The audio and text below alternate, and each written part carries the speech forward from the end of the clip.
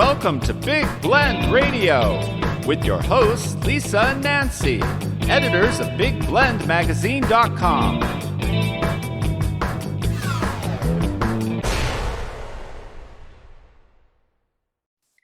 Hey y'all, welcome to Big Blend Radio's third Tuesday Go to Natchitoches show. Founded in 1714, Natchitoches is the original French colony and oldest city in Louisiana. And that is spelled Natchitoches .com. Well, add the .com on there and you'll find what you can see and do in Natchitoches. But we're really going to focus on Natchitoches and what you can see and do in no man's land. And Natchitoches is a crucial part of no man's land, which is known as the neutral strip region. It's from when the area was the official buffer zone between Spain and the United States following the Louisiana Purchase. And so we're going to talk about all that you can see and do in this region that stretches from Lake Charles in Southwest Louisiana through Vernon Parish, Toledo Bend, and Sabine Parish. And it goes, I think, all the way up to pretty much Shreveport, almost just south of Shreveport. And of course, there's the Kisatchie National Forest to explore and Natchitoches, the Cane River National Heritage Area.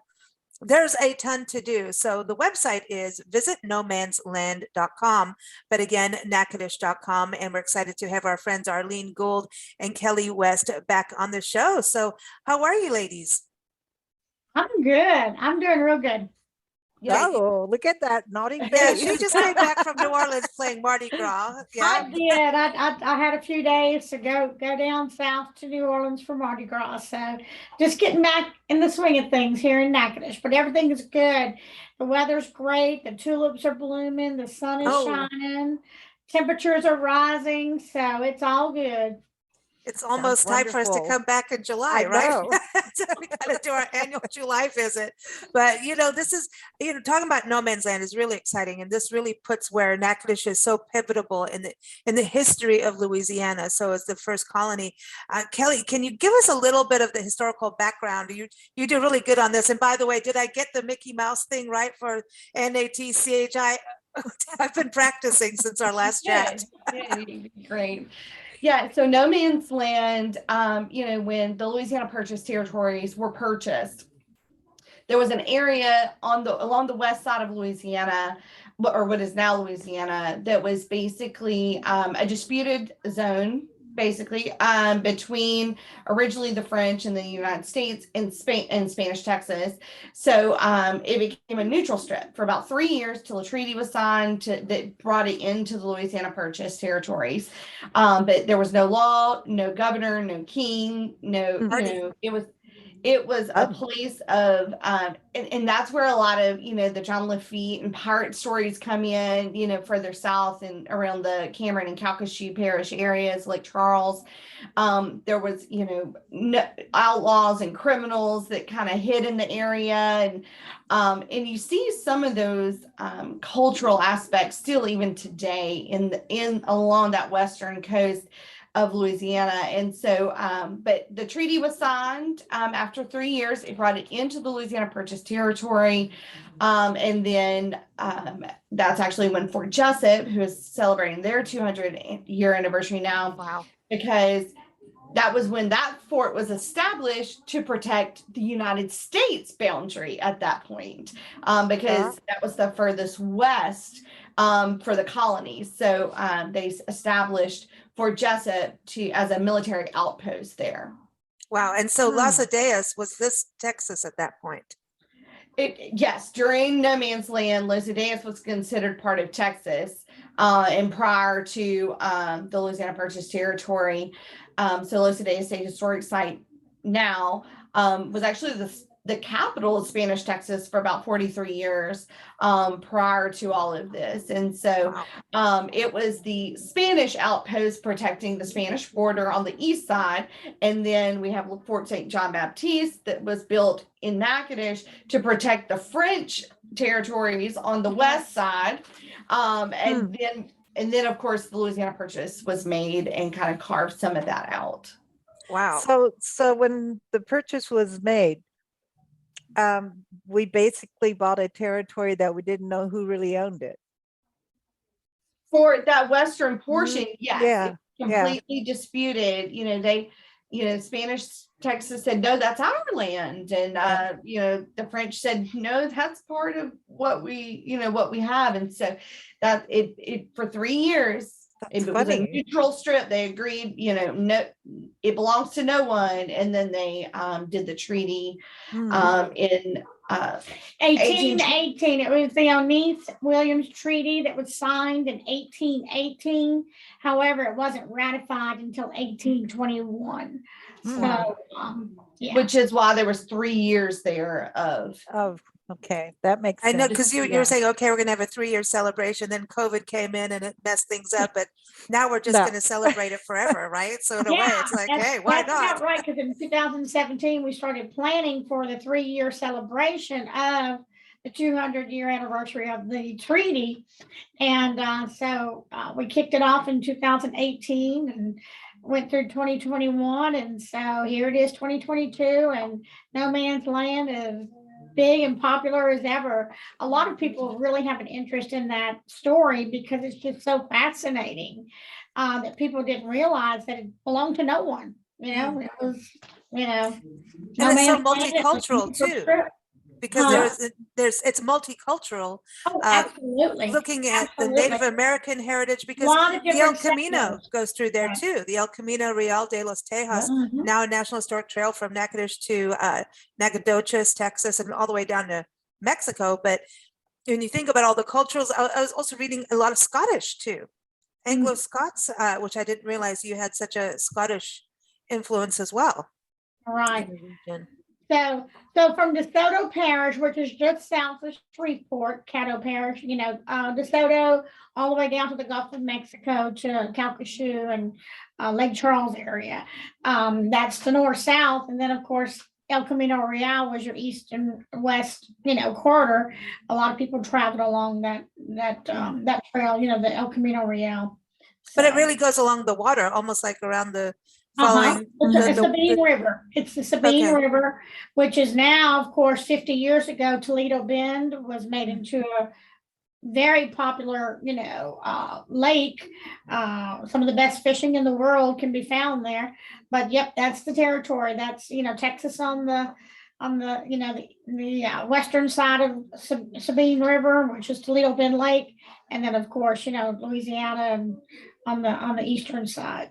So Logan's Port is part of DeSoto Parish, right? That's correct. So they have a beautiful park, a waterfront park there that you can. It's beautiful. We've been there a couple times. And then is Mansfield part of this too? Where they had the big battlefield. Yep. Okay. Yep. The Civil War site, because you got to think Civil War history started to encroach also in your area too. So there's. That was the Red River campaign. Yeah. Oh man. See, and then Cane River Lake, which is right across the street from you, like literally so close. That was part of the Red River. That's correct. Yeah. This is some crazy history, ladies. Well, and you could see why people who weren't exactly abiding by the law would like to hang out in a place where nobody knew what was going on. It was swampy. It's a good place to hang out, and if you're a criminal. hide. So Kisatchie National Forest is definitely part of it then. Oh, yes. Yeah. Huge part of it. Morning Parish, Natchitoches Parish, all along. Yeah. Cool. That's It's kind of like it's like the inland part of it, then you've got Natchitoches. Cool cave in the Kisatchie. What is it? Wolf Rock Cave. Cave in Vernon Parish, which is part of the Kisatchie National Forest. So I can just imagine back in the day, people hiding out in the cave. Yeah. We went to the cave. Yeah, we went there when we were doing Vernon Parish and Leesville and everywhere. We went to the cave with the Vernon Voyager lady. And what was interesting is the cave itself. I mean, it's kind of trippy. Like you could hide in that cave. You could live in there. You could. But it's a place to be respected. I think, especially because of the Native American culture, you've got to be respectful going there. But all through Kisatchie Forest, going to different places, I didn't realize how entrenched it is, even in World War II history and the Louisiana maneuvers. I'd actually love to do a show on that, because it seems that your area was just such a hotspot for people to learn how to fight and ride tanks. You guys were a tank zone. Yeah, General Patton and Omar Bradley, they did the maneuvers. That this is when, everything became mechanicized and they got away from the cavalry, I guess you'd call it, with the horse, and then they started using machinery, and they did all their training in this area. From Fort Polk down in Leesville or Vernon Parish. So, and the numbers are fascinating. I mean, you cannot even imagine the millions of soldiers that have come through this area, to train at Fort Polk. Wow. So, And to this day, it also, still, yeah. and I think they also use it during the Vietnam War. In fact, we know some people who were stationed at Fort Polk during the Vietnam, and then did their training there and went to Vietnam from there. Well, the Alexandria Airport. Used to be England Air Force Base, so that's where many of them, were stationed or in and out of England Air Force Base, and still to this day, they still fly thousands of soldiers a week through the airport at Alexandria. I'm coming back. Hello. Well, outside that airport, what's really nice, got that huge fountain, but and Kelly, that's where we first met you, was in Alexandria. You have all those big fighter jets with the big tiger faces and the big shark faces, and I mean, those jets, I mean, I think they should do that to commercial airlines. You know what I mean? It's like, if you're going to fly Southwest, you need to paint some, Monument Valley or Grand Canyon. A big wolf face. A big wolf face. Come on. Yeah, you could do that for Alaska Airlines, like, put a big orc killer whale. Come on, let's have some fun with the airlines, And if you had a Louisiana airplane, it could be a big tank for the Louisiana alligators. An alligator. Of course. Flying alligator. That'd be cool. Think about that back in the day, right? Alligators, you've got all the swampy lands, you've got Kisatchie National Forest, and I don't, for those who can see, I got to go a different way. The water there's got like limestone water. You've got such a diverse terrain out in your region that to play hide and seek is cool. However, you got critters out there. That's when we were hiking around Kisatchie, I was thinking about that. I was like, I wonder what it was like to be there at that time. Well, especially if you're, from France or from Spain, and you don't have alligators over there. And then you come walking around in the forest, and here comes this giant lizard. Really big. Really big lizard. And what would you like? That must have been such a shock. Like, what the heck is that? I know, huh? It's kind of like a really odd looking creature to begin with. I know. Oh man. I guess we had mosquitoes back in the day too. I don't even know how old mosquitoes or how far back they go, but way longer can you imagine living in that area with mosquitoes alone. Right. It's hard life. And I think, that's the thing about going to all the museums in No Man's Land, to see and kind of get that feeling of how people lived and read the stories of the locals. It's really cool. Is DeRidder part of it? Yes. So you could go to the Gothic jail. Yeah. And they've got a really cool museum in downtown DeRidder. I really love that museum because it really showcases the different people that settled this region. So I think one of the best ways for people to get around No Man's Land is to follow the gas station food trail. Yeah. Listen, this is a thing of Louisiana, is yummy. So give us a little. Everywhere. I mean, but you could get even Boudin, because you got to go Lake Charles's Boudin. You've got Zwolle tamales, and they're different. The tamales are a different kind of. They're good. They're definitely delicious, but you've got everything on there. Po' boys, pizza. We got meat pies. We cannot leave out the meat pies of Natchitoches, So what other things are on there, do you think, in the gas stations? There's wings and salad and breakfast and pies and cakes and yam cakes. Yam cakes. Yam cakes, that's right, at the French Market Inn, that's right, yeah. They do French Market Express. We should just have a big commercial for them. Everybody. I know, because Just it's so keep good. going. But it's convenient food and it's good food. And that's what was, interesting is it's okay. There's the fried goodness, right? But then you can go in and get a full meal at a gas station. That's like a hot meal in a box. Yeah. And sometimes you can sit in there and eat it or take it on the road with you. So I wonder how this whole thing got started about doing gas station food.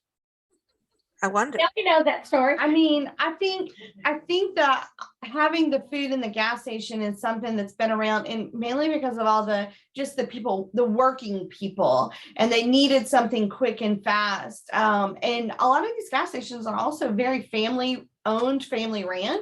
So literally the grandmas are in the back cooking. And so, they would cook the food and just, bring it out and sell it. And it just became something that, Caught on. and especially in our smaller towns, you think, in the Vernon parishes and the Beauregard parishes and DeSoto parishes, there's not a whole lot of restaurants, definitely not many chain restaurants. And so, where would you grab a quick bite to eat? And so the gas station food kind of just grew out of that. And then, as we were, looking at what would be the next thing that we did with No Man's Land and product development and things like that, we said, well, what do we all have in common? And we started talking about food. Of course, it's Louisiana, you're going to talk about food. And then, the one thing that just kept coming up was this idea of gas station foods. And because some of our best foods in some of these, especially the more rural parishes, aren't in a gas station. Natchitoches is a little unique. While we have amazing gas station food, we also have several restaurants that are now open in buildings that used to be gas stations. So, it's this theme of roadside food that's, just carried on through the years. And so, we started putting together, okay, well, let's put together a trail. Let's connect all these gas station eat places.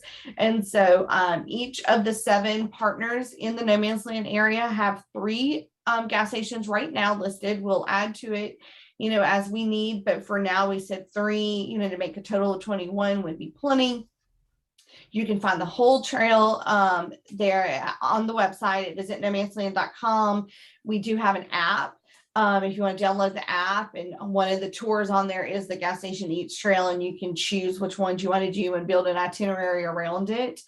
And so, but it's just a really great way to get some good food while you're traveling through No Man's Land, and it's a fun way to travel. That's a lot of meat pies. I know.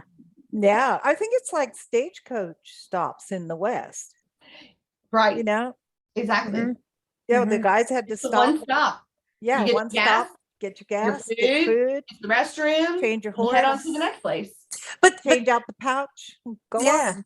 She's back in the pouch again. All right. But the thing too with this is it's a way of tasting the different food from different cultures that settled the region, right? That's something, and of course the recipes have probably changed over the years. Like you're not going to get the alligator's tail, but you might. You might. What am I saying? Hey, what part of alligator do you all eat? Like, really, is it do you eat it? Well, yeah. I mean, the flanks and the legs and then the tail meat. Now French Market, to mention them again, they actually have an alligator sausage that they sell, that a lot of people really enjoy the flavor of it. But you can get, fried alligator pieces, like alligator bites, yeah. But it's alligator meat, so. Gator bites. So wait, gator sausage. So we're going to have to do this on our sausage day show. Right. There you go. Nobody else has gator sausage. I'm serious. Gator sausage. So I know. funny. I wonder if you could put gator sausage and boudin. I was going to say put gator in the boudin. Well, the boudin is interesting. You have boudin balls. You got the boudin sausage. I mean, but like that is something. Boudin is really interesting because that is something that really goes with rice. Because Louisiana does grow rice. That's one of your main crops, rice and sugar. But then you're putting rice and you're putting like it's I think very Spanish, isn't it? It's Spanish French. The boudin itself. French. It I think sounds it's French. Yeah. I think it's French with a little Spanish spice in there. That's Well, the With a thing. little French sausage with a Creole little spice, Spanish yes. spice. See, that's the thing is the spices in Louisiana are so Mhm. different than, Yeah. you know, and that's And multicultural then you have again. the Cajun. You have the Cajun, which are spicier, I guess, pepperier, or Yeah. And so Mhm. for Natchitoches, you have Cajun and Creole, right? All blended together. It's a big Yep. blend. It's We a like big this. blend. And then the Spanish. So you can, and Mexican, you've got a lot of good Mexican food, which is also, I mean, you've got to think the Louisiana Purchase at one point really went down to Mexico. There's like a whole Mhm. thing that Mhm. goes on with that. So that makes sense. And then you've got Texas, right? So, we got a little bit I'm of hungry. everything. I'm a Yeah. little You know hungry. that we It's just have a little bit of everything. It's a mixing pot. And a melting it's pot. always fun. I Yeah, mean, it it's like is. it is always fun in Louisiana. I mean, you've got some things that have happened in, you know, with hurricanes but I have Wow. to say, from our experiences, Louisiana is one hell of a resilient state. Yeah. Mhm. Well, there's tough people there. Yeah, and You I think know? that's again what shows No Man's Land. Mm. I mean, how did the people Yeah. in No Man's Land Mm. feel when suddenly it's like now you're going to have law and order? Did they say, "Oh hell no"? You say, watch me. That is quite an adjustment when you just, when you just did your own thing and you were Yeah. self-sufficient. You took care of yourself. You didn't rely on the government or anything. But then when I can imagine when things came in and the laws were there now and you had to abide by the law. You have to pay So- taxes, and they're like, That's right. no, Yeah. don't think so. Wow, yeah, and also you got to think, you know, so many things have changed after that. One of the interesting places we went to on one of our visits was the new Llano colony. Yeah. And that is, I'm very fascinated about these people who decided to create these utopian communities. Like this is the epitome of what we're going to do, and how it was one of a community that had more rights. I mean, hey, it's Women's History Month, right? So I'm just going to bring this in. It was very progressive for women compared to what was going on, not just in Louisiana, but across the country and around the world, how they put women, you know, had equal rights in this Yes. community, which is really interesting because you wouldn't think, you know, but it didn't work out. But the guy who ran it all, I think he ran for, it didn't work out as none of these colonies, and because they didn't let you have wine, but I think they made wine at this one. Oh, they made it and sold it. They made it, and so, yeah. I'll be But- the taster. But none of these, I mean, because it all sounds good in theory, but then it's like any commune, it kind of always kind of breaks up majority. But the women's, that to me was really fascinating to learn about the women's history. And you've got some strong women, speaking of women's history, right? We do. Yeah, I mean, Yeah, quite a few. Let's see. Cammie Henry, Kate Chopin, Carolyn Dorman. Clementine Hunter, Carolyn Dorman. Yeah, those are just to name a few. Yeah.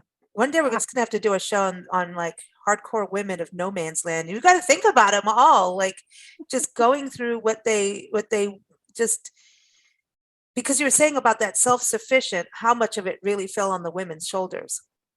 Well, they To make did think things of all work. the getting the food and cooking and preparing way back then. Mhm. Think Yeah. about that. I You had mean, to grow that's it not. first. Yeah, and then they have Yeah. to hang their clothes up, outside and fight off gators while they're doing it. Or just like, hey, if you don't behave, little brat, I'm going to throw you to the gators. And I'm sure there was Native Americans, and so there's and then you're living in an area, here in No Man's Land where there's no law and order. That could have been fun. I mean, how do you But know there are a who's lot of shotguns outside? around, maybe. Yeah, I guess you would have to be like Annie Oakley and know how to shoot. Yeah. Hmm.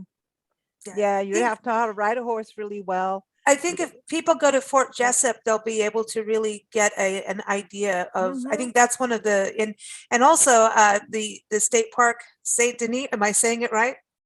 Saint Denis, Fort Saint Jean Baptiste. Yeah. If you go there, Fort Saint John Baptiste. I'm getting there. I'm learning.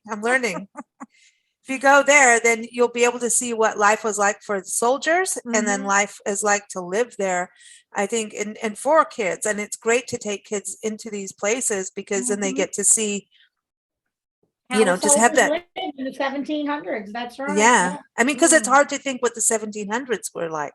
No.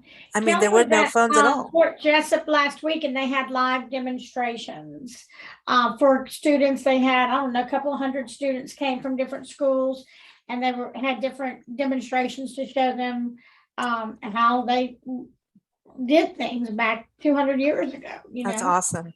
And is the Louisiana country music, the Louisiana Music Museum still At going? Rebel State Oh, Park. still open? Yeah. Mhm. That is Um, fascinating.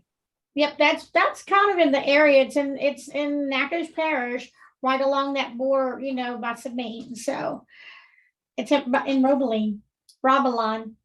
It's Robeline, isn't it? It's Yeah. Robeline. Some We call people it say Robeline Robeline. sometimes. Robeline. Mhm. Yeah, no, but and Robeline is where you go towards Kisatchie National Forest from your area.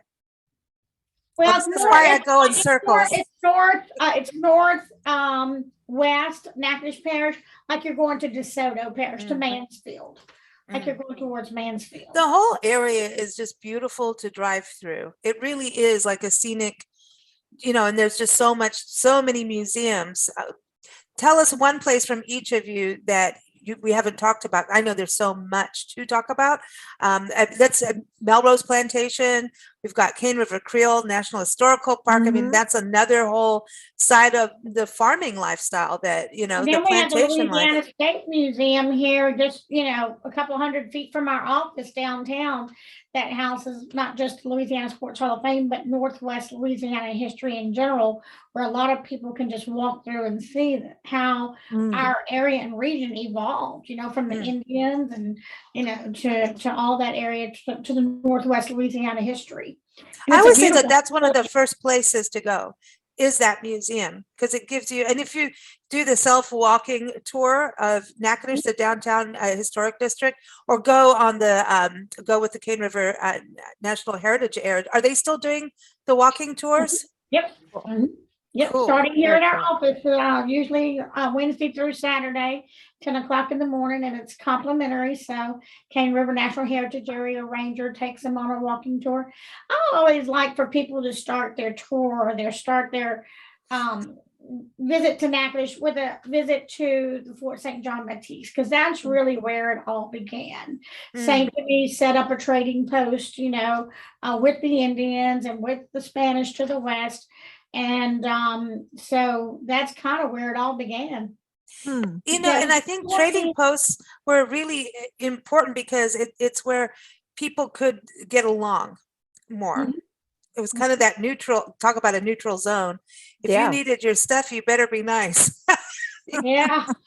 Well, exactly. And that was, yes, it was also a military outpost, but they realized very quickly how much they all needed each other. They needed the Spanish for, furs and hides and things that they could provide, and they needed the Native Americans for the things that they could provide, and then the Spanish and Native Americans needed the French for the things that they could bring up from New Orleans. And so they realized how much they really needed each other and how they could interact and coexist together. And that's why, even though yes, it was a military outpost, there was only one small skirmish in the records, because they realized very quickly how much they were on the western frontier. I mean, exactly, it was the edge of the French territory. So they had to rely on the people that were already here. And if you think about that too, it's like then later you've got the New Orleans, the Battle of New Orleans, right? And so it's kind of like all this stuff was happening to the state of what is now the state of Louisiana. But the people in Louisiana had really nothing to do with it in a way. Here's all these, people, politicians, and all these efforts. Okay, now we're going to buy this. Now we're going to do that. But everyone that was stationed or lived there, had to get along and work things out. And it took a while for mail to come over and that people know, hey, that's part of the neutral strip, is no information came through. But like the Battle of New Orleans, to me, is one of the most interesting battles, because it does show how everyone got together to say no to the British and work together, the Native American tribes coming all the way from Kentucky and Tennessee. I mean, it's kind of, I wonder if that kind of filtrated from those days, just was, this is our land, we're going to work together, I Yeah. wonder. Yeah. Well, you can't do it all alone. Can you imagine? It's already hard doing one specific thing, but trying to do everything for yourself, I can't imagine how Right. hard that would be. Mm-hmm. You can't grow every crop. You can't, there's just no way you could do it all alone. You had to work with others. You brought up the Battle of New Orleans, and remember, we were talking about that not long ago, how Jean Lafitte, kind of helped, defend New Orleans by, bringing them the supplies that they needed. Oh, here we Yeah. go. What's that movie again? Yeah. The Buccaneer. The Buccaneers, which we watched It's the the last time we Buccaneers. visited. It was so cool to watch in Louisiana. It's a whole other. Yeah. Yeah, That's what I was Charles saying. Heston played Yeah. General Andrew Jackson, and Yul Brynner was Jean Lafitte. Yeah. But it's kind of funny when you think, it goes back to working together and having all these, Mm-hmm. pieces of the puzzle that brings it together to make it whole. And that's Yeah. what you guys are doing now is in tourism, is putting it together for all of us and all the regions working together. And, for us as visitors going, it's so easy to drive through. And if there wasn't the entities working together, we wouldn't know where we were doing what and how, and all this, to be able to picture the whole no man's land and really get an idea of what life was like in that time frame is amazing. But so everyone visit nomansland.com. That's the website, but you've got to go to Natchitoches. So Natchitoches.com, and that's NATCHITOCHES.com. Very good. We're gonna have to do a recording. We'll get some real people, real musicians to do it. That would be great with a choir singing it. I know. You guys have the music. It's a pleasure talking with you all. Yeah, you too. You It's guys good have to a see you. wonderful start to spring. It's coming up. So you've got Yes. tulips. Azaleas about to bloom, do you think, in Kasachi Forest? Yes, Yeah. hopefully, yes. Mm-hmm. I love And you guys camellia. get orchids. Don't forget the orchids, right? Yeah, I'm excited about spring. Spring's one of my favorite seasons. Ah, mine too. Cool. Yeah. Spring and fall. Yeah. We don't want the extremes. That's why. We just like the nice, pretty times, but Yes. it's just not the way the world works. Yeah. Thanks, ladies. You take care. Thank you, ladies. You All right, too. thank you. Bye-bye. Bye.